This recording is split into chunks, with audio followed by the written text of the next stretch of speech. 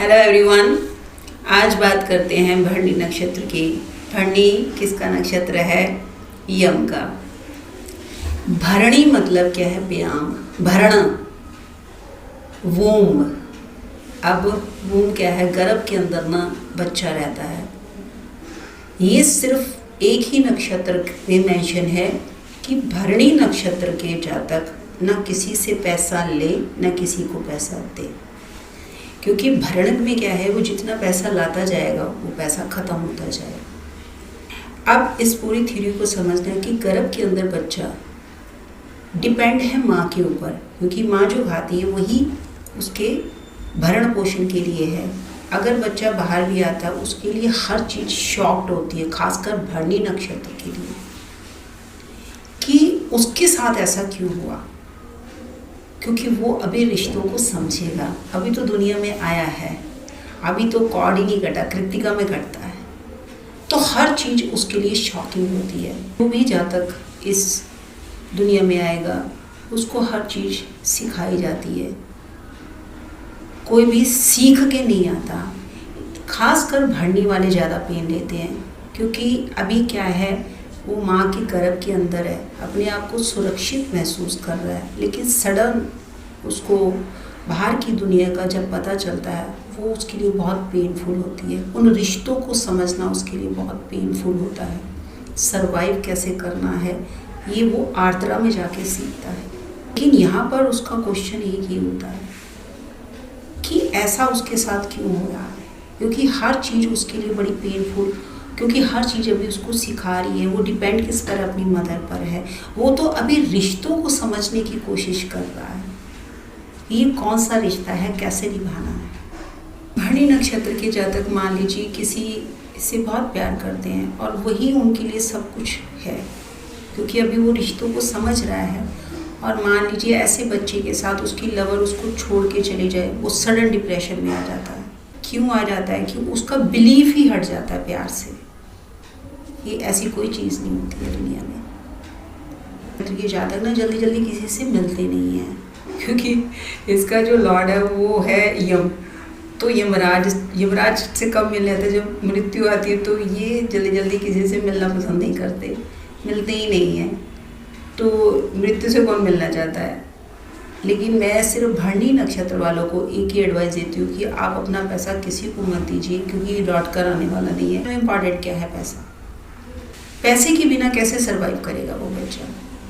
तो इसीलिए मैं एक ही उनको बोलती हूँ कि किसी को पैसा देना नहीं है। तो हम कालपुरुष की कुंडली ले लेते हैं कि मेष लगन है और मंगल भरणी नक्षत्र में है, तो वो क्या चीज़ें इकट्ठी करेगा, उसका रुझान किस चीज़ में होगा?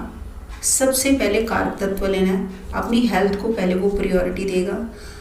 वो इकट्ठी क्या करेगा? प्रॉपर्टी। मार्स इज अ कारक तत्व ऑफ प्रॉपर्टी। प्रॉपर्टी से बहुत प्यार करेगा। उसको लगेगा कि मैं प्रॉपर्टी लेके रख दूँ, क्योंकि अब इतने पेन के बाद जब वो देखता है कि मेरे पैसा भी लोग खा रहे हैं, मैंने प्यार नाम की चीज़ भी नहीं देखी है, तो वो किस में इकट्ठा करेगा? अभी हम एक प्लेनेट है, कोई भी प्लेनेट अगर भरणी में आता है तो उसका कारक तत्व आप लोगों ने लेना है। कारक तत्व मतलब सिग्निफिकेटर लेते जाना है, तो आपको चीज़ें समझ आती जाएंगी। वो किस चीज़ में फिर उस चीज़ को इकट्ठा करेगा? भरणी को, यानी उस व्यायाम को किस चीज़ से भरेगा? जबकि वो व्यायाम कभी भरेगा तो नहीं, लेकिन फिर वो स्टोरेज करता है उस चीज़ की, तो वो उस चीज़ की स्टोरेज करने लग जाता है। भरणी नक्षत्र का देखिए, आपको सिंपल ये समझना है, जिस कर्म के लिए भगवान ने आपको चुना है, आपको सीधा जाना है अमात्य कारक और आत्मा कारक पर।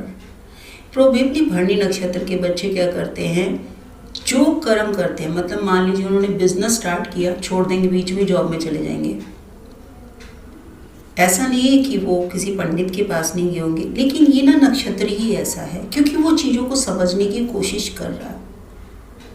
अगर मान लीजिए वो जॉब में है तो जॉब छोड़कर बिजनेस में आ जाएंगे, यानी जो काम स्टार्ट करेंगे ना वो पूरा नहीं करते हैं, क्योंकि अभी उनको इन चीज़ों का मतलब नहीं पता कि how to survive in this world. अभी गर्भ में क्या है, वो माँ के गर्भ से अभी आया है, अभी सिर्फ वो रिश्तों को समझने की कोशिश कर रहा है। हर नक्षत्र हमें कुछ बताता है और हमने इस नक्षत्र को समझना है। भरणी का मतलब है अभी खुद ही भरण पोषण पे है वो, तो अभी अपने आप को ही नहीं समझा तो दुनिया को क्या समझेगा। तो ऐसा बच्चा ना अपनी टास्क को पूरा नहीं कर पाता।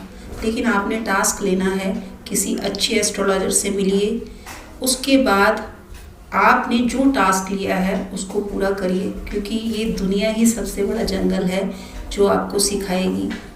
किताबें बातें बिल्कुल अलग है, लेकिन ज़िंदगी जो सिखाती है वो बिल्कुल अलग है। कई बार हम प्रैक्टिकल नहीं हो पाते, लेकिन ये दुनिया आपको प्रैक्टिकल बना देती है। इतना इमोशंस के साथ खिलवाड़ करती है, इमोशंस नाम की चीज़ ही ख़त्म कर देती है। तो भला ही कुछ टाइम लगता है भरणी नक्षत्र के जातक को।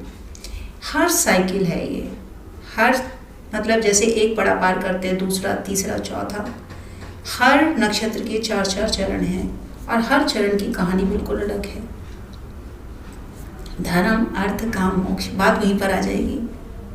अब हमें नहीं पता, लेकिन मैंने पूरा ये भरणी नक्षत्र के ऊपर बताया है कि यहाँ पर बच्चा सिर्फ रिश्तों को समझने की कोशिश करता है और हर चीज़ उसके लिए क्वेश्चन मार्क बन के रह जाती है और अपनी वो टास्क को पूरा नहीं कर पाता। फिर वो अगले नक्षत्र में जाता है, कृतिका में। जब कार्ड कटती है, कार्ड जब कटती है तब वो इस वर्ड को समझता है और सर्वाइव करना कैसे वो सीखता है।